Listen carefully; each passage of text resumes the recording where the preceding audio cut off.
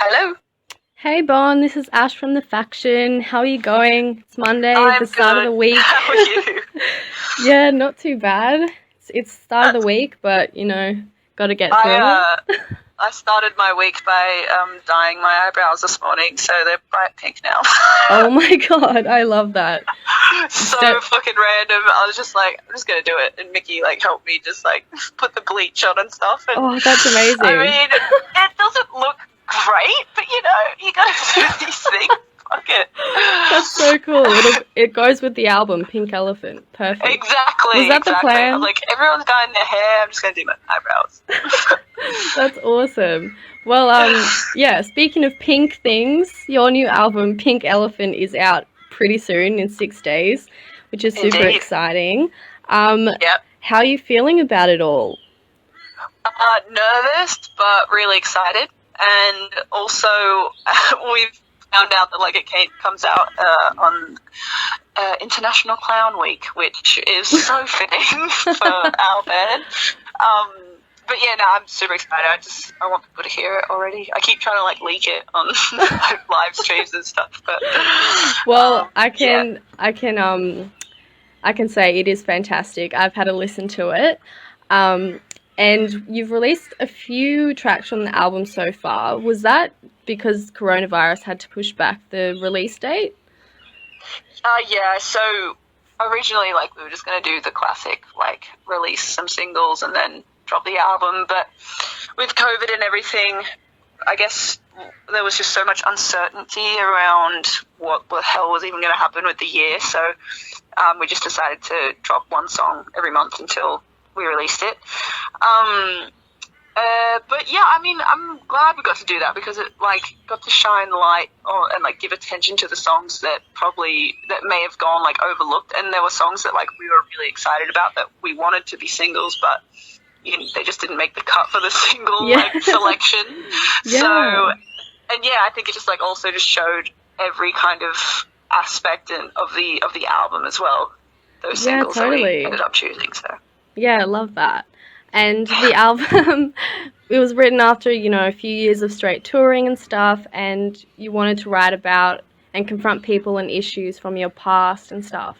How was that experience for you, going back and songwriting and going through those emotions all over again? um, it was cool. I think a lot of the time I'm kind of writing in real time, which is helpful. And a lot of the time it kind of actually helps me consolidate my thoughts and like my feelings on certain things. Like I'll write a song and be like, oh yeah, like now I can actually explain how I feel because I've done it in a song. Yeah. Um, but yeah, it was good. It's always like just such a cathartic thing for me to be able to write about my feelings too. And yeah, it was cool. Also, I think though the fact that the songs were all written, they're kind of written all over the place. Like some were done in LA, others were done in a tour bus in like the UK, or they were written. Some of them were written on a cliff in Bondi. Like it was just kind of like all over the shop, and Yeah.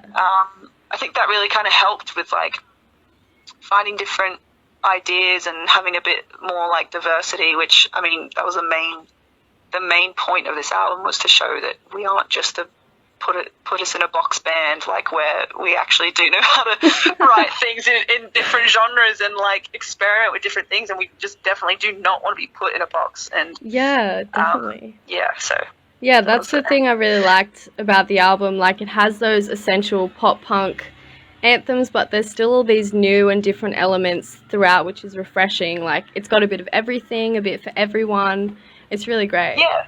Thank you, thank you. I think that was definitely the aim. We wanted to like make sure we still stuck to our roots in some regard, but also just give people a bunch of shit that they don't know what to do with, which is great. Yeah, awesome. And how was the actual recording process for you guys? Was there any key changes or anything that you made with the process this time around, or is it more of the same? Not as much. I think the main changes were done like with writing, I guess, just because I feel like with Skinny Dipping, we wrote it all in like 3 weeks, and we were just so burnt out, and we had a tour in between writing it and then recording it.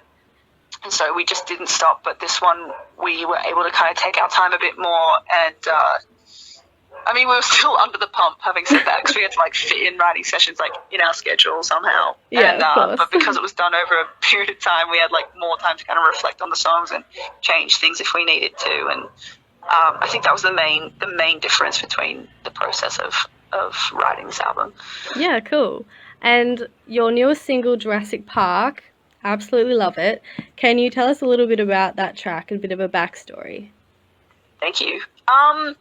So it's probably one of the most personal songs on the album, and so many people, I've seen the YouTube comments, people are just like, yeah, a party song. I'm just like, it's actually so not a party song, but now that I read the lyrics and, like, take away the context, I'm just like, it sounds like a party song. Yeah. But it's actually about trying to shine a light on not only, like, mental health, because I feel like that it gets covered a lot, which is such a good thing, obviously. But from my experiences of mental health, it's not so much been, like, myself. It's been, like, family members and people close to my family members who are suffering. And in turn, I wanted to shine a light on how that affects people close to the people suffering, because you kind of take it on yourself as well. It was something I grew up around a lot, like with my parents and everything. It was kind of like paying homage. I still don't know how to say that fucking word, but I think it's homage. I always mess that up too, don't worry.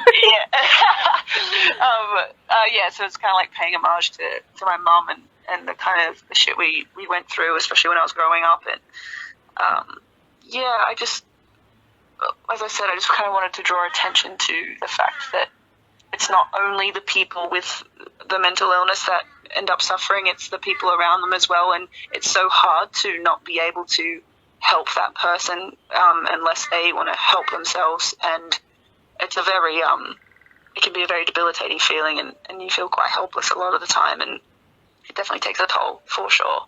Yeah, totally. And what you were saying before, that people were kind of saying, oh, this is a party song. Do you like worry with a lot of songs that they can get, like, a bit twisted, or do you not mind how they can be interpreted? No, I don't mind at all. Like, that's like the beauty of music. It's like, you don't actually know this person personally who's writing these words. And sometimes the story is super obvious, and that's cool, but it is really interesting to hear other people's perspectives of a song that you've written that could just be the exact opposite of, like, what you were actually writing about, but the fact that someone else can see something else in it is the beauty of everything. And I think that's what brings people in and brings people together, because you can kind of, like, share feelings and stuff. And it also, even if you haven't written it about what they've interpreted it as, it still makes them feel less alone, because I don't know, it just, like, it resonates with you. I don't know. Yeah, no, I totally get that. And, like, in general, it's also just such a cool and special thing in itself, just being able to translate sometimes such ugly and uncomfortable emotions into beautiful pieces of music and translate this feeling that you feel, and then that can be reciprocated and related to so many different people on so many different levels, you know? Yeah, for sure. I mean, that's the beauty of art, really. Yeah, definitely. And going back to another song that you released, Drink to Drown, the music video, you got people to send in clips about what they've been doing in isolation. So you kind of answered it before, but I was wondering what you've been doing in isolation, apart from the eyebrows. Yeah, so dyeing my eyebrows. I've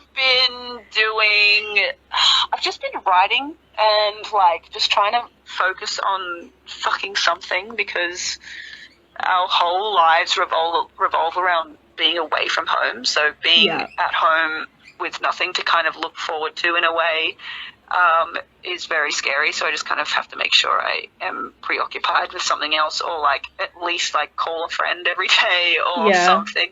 I'm very much the same. I can't do nothing for too long. Yeah, it gets very old very quick. Yes.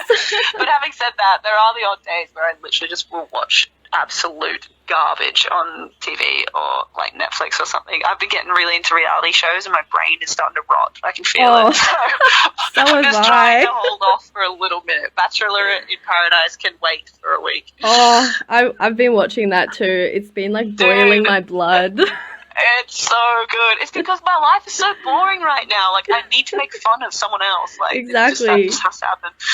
Oh, God. Don't get me started on Bachelor in Paradise. I will We'll talk keep about going, that another time.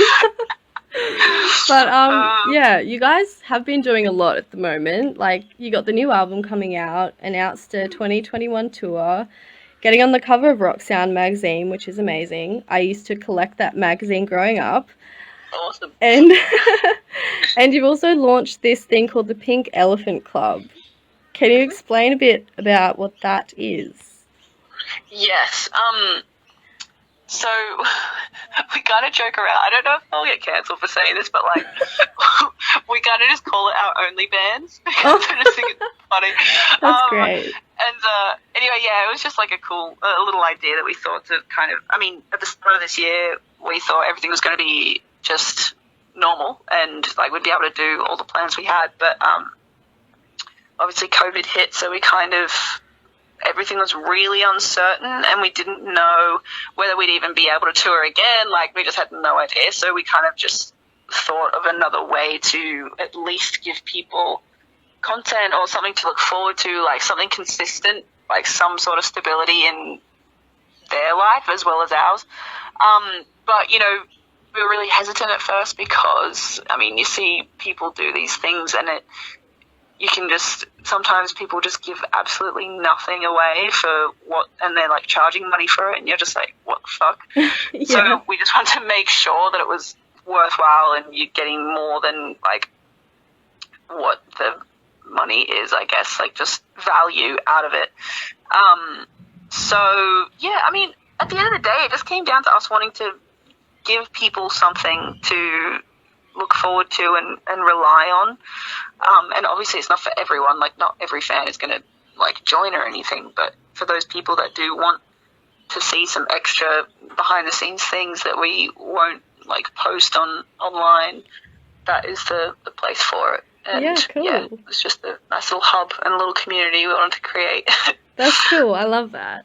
And now, before we let you go, do you have any final words and let us know where we can find you and your music? Yeah, final words, don't really, just listen to the album, please. And you can find us everywhere. It's just at Stand Atlantic for everything. Amazing. Well, Bon, thank you so much for taking the time to chat with us for the Faction Radio, and congrats again on the release at the end of this week. You're all good. Thank you for having me. Awesome. You have a good rest of the day. Will do. You too. All right. See you later. Bye. Catch ya. Bye. Bye.